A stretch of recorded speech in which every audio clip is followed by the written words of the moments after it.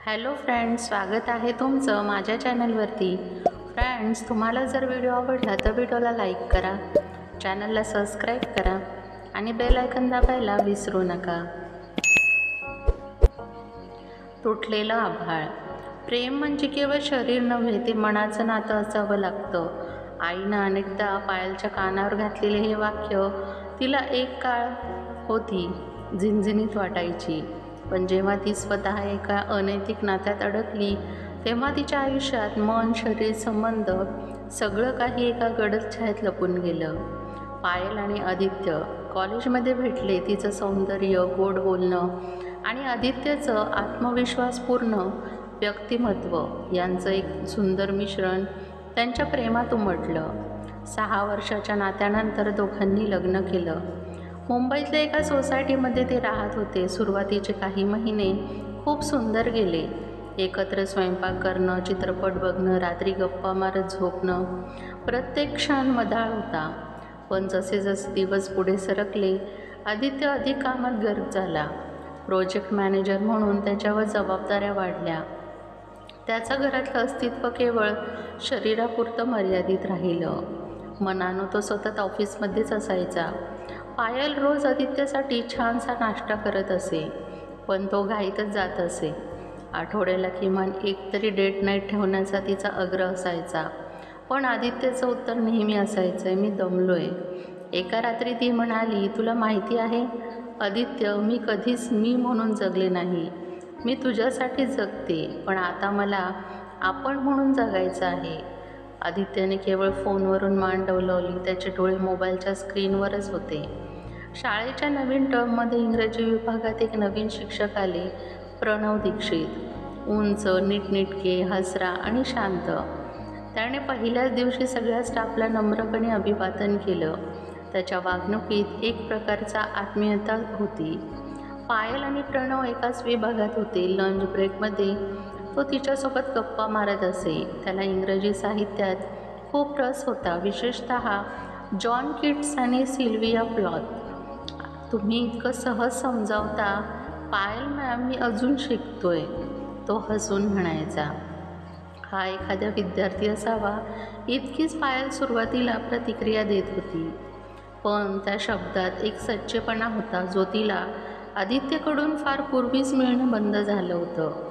शाळेच्या वार्षिक स्नेहसंमेलनासाठी पायल आणि प्रणव यांना संयोजनाची जबाबदारी मिळाली. अभ्यासापलीकडचा सहवास वाढू लागला.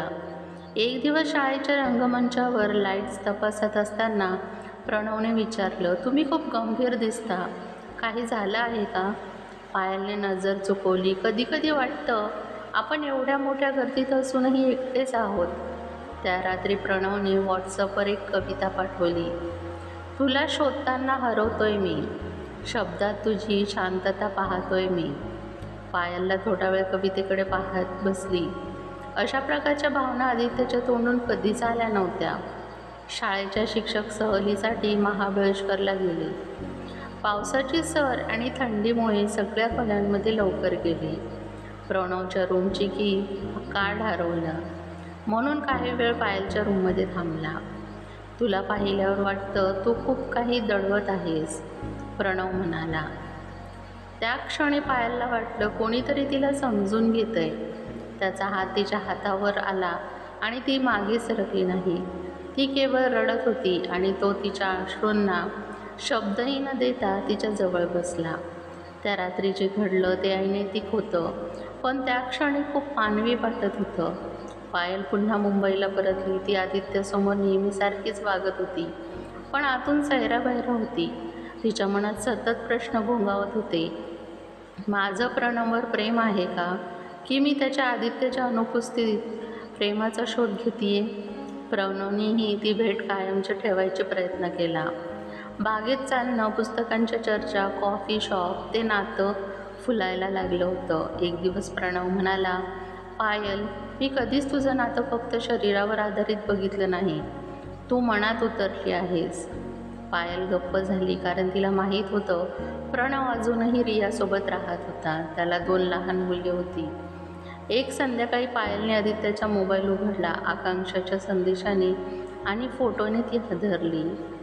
हनी पंच, मिस यू अशा संवादांनी तिचं जग थांबून गेलं. आदित्य, हे काय आहे?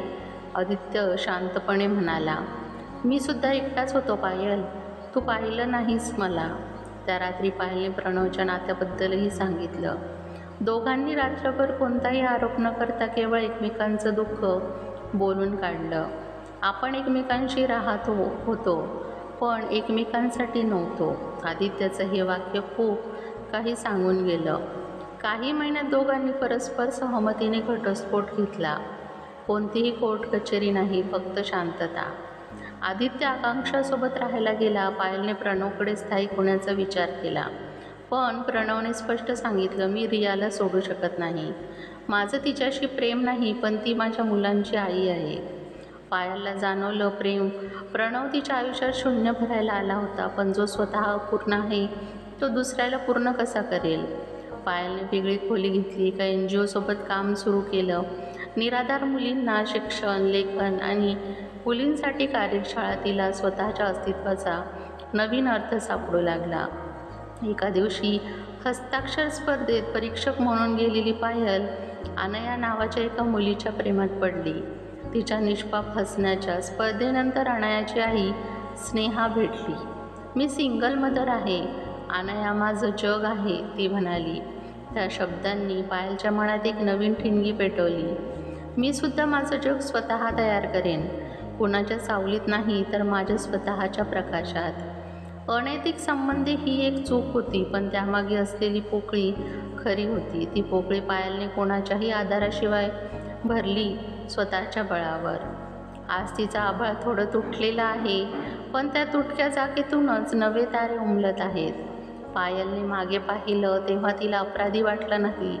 तिला वाटलं, मी शिकले, मी तगले, आता मी उभी आहे, स्वतःच्या सावलीतून स्वतःचा प्रकाश शोधून. पायलने आपलेचं छोटंसं घर थोडक्यातच गोष्टींनी सजवलं होतं. पुस्तक, एक मोकळा खिडकीजवळचा टेबल आणि कोपऱ्यात एक छोटा टेराकोटचा दिवा. ती आता नवचैतन्य फाउंडेशन या संस्थेशी जोडली होती. समाजातील दुर्लक्षित स्त्रियांसाठी ती कार्यशाळा घेत होती, आत्मनिर्भरतेच्या, आत्ममूल्यांच्या आणि नव्याने जगण्याच्या. एका कार्यशाळेत तिची ओळख झाली नीलिमा देशमुख नावाच्या 50 वर्षांच्या महिलेशी. मी 28 वर्ष एक नशेखोर नवऱ्यासोबत काढले. एक दिवस स्वतःलाच आरशात बघून रडले आणि मग बाहेर पडले. पायलला वाटलं, या स्त्रिया तिच्यासारख्याच आहेत. प्रत्येकजण एक एक तुटलेला आभाळ घेऊन जगत होती. एके दिवशी एका NGO स्पर्धेत तिला पुन्हा प्रणव भेटला. आता तो वेगळा दिसत होता, डोळ्यात थकवा पण चेहऱ्यावर शांती. पायल, अजूनही तुझी कविता आठवते, ती शांततेत आवाजात म्हणत असतो. पायल हलकसं हसली. या नात्यात आता कोणतीच भावना उरली नव्हती, फक्त एक जुनी आठवण. त्याने सांगितलं, रिया आजारी आहे, आता तिच्यासोबत राहायचं आहे. जीवन बदललं आहे. पायल म्हणाली, आयुष्य समोर चालत राहतं, मागे वळून पाहिलं तर केवळ अनुभव राहतात. त्या भेटीत दोघंही मोकळे झाले, जुने हुजे ठेवून पुढे निघाले. त्या दिवशी शाळेत आत्मविश्वास कार्यशाळा घेण्यासाठी आले होते. संयम इनामदार, मानसोपचार तज्ज्ञ, उंच, थोडासा शांत, परंतु बोलण्यात असलेले स्थैर्य पायलला भावलं. कार्यशाळेनंतर संयमाने तिला विचारलं, तुमचं काम खूप प्रभावी आहे, तुम्ही स्वतःवर खूप काम केलं आहे असं जाणवतंय. पायल काहीच बोलली नाही, पण तिच्या डोळ्यात संयमाने काही वाचलं होतं. त्यानंतर दोघं अधूनमधून भेटू लागले. सहकार्याच्या मर्यादित असलेलं नातं, एकमेकाला समजून घेणं आणि विचारांची देवाणघेवाण, हे सगळं अतिशय नैसर्गिक होतं. एक दिवस संयमने विचारलं, तुला अजून एकदा कोणावर विश्वास ठेवा असं वाटतो का? पायल गप्प बसली, पण तिच्या शांत हास्यात एक होकार लपलेला होता. संयम आणि पायलचं नातं पटकन फुललेलं नव्हतं. त्यात काही महिन्यांचा विचार, वेळ, संवाद आणि स्वतःसोबत प्रामाणिक असण्याची तपासणी होती. संयम विदूर होता. त्याची पत्नी 4 वर्षांपूर्वी एका अपघातात गेली होती. त्याचं दुःख तो शब्दात मांडत नसे, पण पायलला ते समजायचं. पायल, मी तुझ्या भूतकाळाची भीती नाही वाटू देणार. तुझा काळजीवाहू भविष्यात असणं मला आवडेल, त्याने एका संध्याकाळी सांगितलं. त्या दिवशी पहिल्यांदाच पायलने संयमचा हात हातात घेतला. माझा आभाळ तुटलेला आहे, पण तू त्याला एक तारा बनशील. या नव्या नात्यात आनंद होता, पण समाज अजूनही प्रश्न विचारत होता. घटस्फोटित बाईने पुन्हा प्रेम करणं, विधुर पुरुषाने पुन्हा लग्न करावं. पायलला टोमणे ऐकावे लागत. काही सरकारी चुकून हसत, काही मैत्रिणी गप्प झाल्या. एक दिवस संयम म्हणाला, आपण दोघे फक्त एकमेकांना समजतो का पुरेसं नाही? समाज काय म्हणतो त्यावरच ठरवायचं का? पायलने स्वतःला आरशात पाहिला तर त्या बिचारी पायल राहिली नव्हती. ती होती स्वतःच्या निर्णयांची मालकीण. एका साध्या समारंभात फार थाटामाटात न करता संयम आणि पायलने लग्न केलं. नजरेत नातं, शब्दात सच्चाई आणि मनात शांतता. पायलने फाउंडेशनचं काम सुरू ठेवलं. संयमने एक लहानसा काउन्सिलिंग क्लिनिक सुरू केलं, जिथे पायल त्याला कधी मदत करायची. त्यांच्या घरात रोज अनया आणि तिच्या आईसारख्या अनेक जणी यायच्या, शिकायला, बोलायला, स्वतःसाठी जगायला. पायल आता म्हणते, प्रेम हे परिपूर्ण असणं गरजेचं नाही, पण ते समजूतदार आणि सच्च असणं गरजेचं आहे. तुटलेलं आभाळात जुळलं होतं, नवीन ताऱ्यांनी, नवीन किरणांनी आणि आत्मसन्मानाने. अनैतिक संबंध ही एक चूक होती, पण त्यातून शिकून घेत पायलने आपल्याला नव्याने घडवलं. तिचं जीवन फक्त पुरुषांपासून पुरुषाकडे नव्हतं, तर स्वतःपासून स्वतःपर्यंत असा प्रवास बनलं.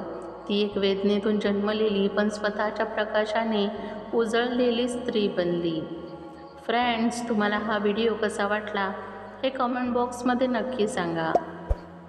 तुम्हाला व्हिडिओ आवडला असेल तर व्हिडिओला लाईक करा, चॅनलला सबस्क्राईब करा आणि बेल आयकॉन दाबायला विसरू नका, जेणेकरून सर्वात आधी नोटिफिकेशन तुमच्यापर्यंत पोहोचेल. व्हिडिओ बघितल्याबद्दल धन्यवाद.